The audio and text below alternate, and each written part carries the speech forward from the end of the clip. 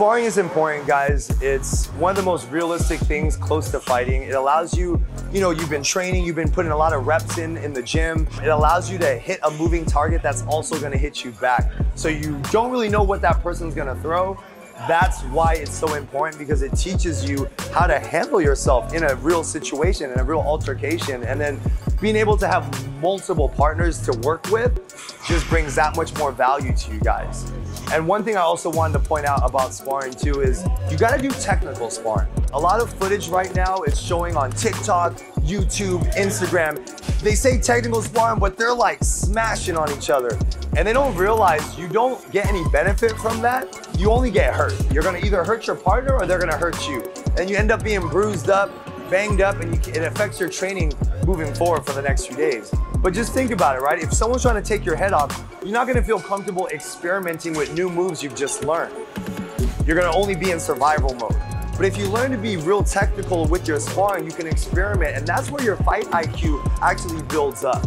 There's a time and a place to do some hard sparring, but it's with the right partner, with obviously you have experience as well, and then you guys can help each other grow. But technical sparring is the best way to spar because you can do it every day without getting hurt, and that's gonna allow you to experiment more and just get a better fight IQ. The most common mistakes that I see for sparring is typically people flinch.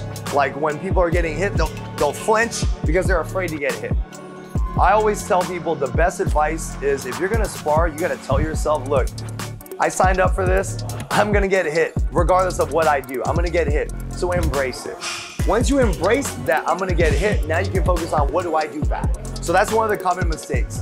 Another common mistake is when someone attacks you, you're constantly moving away, like without any type of strategy.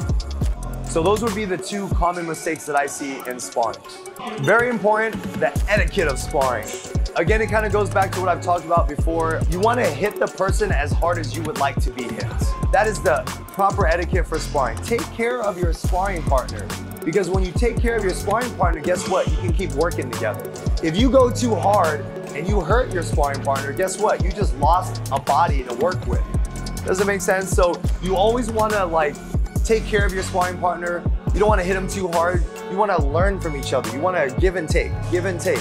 You guys can work on each other's weaknesses. You guys can work on each other's strengths and help them improve.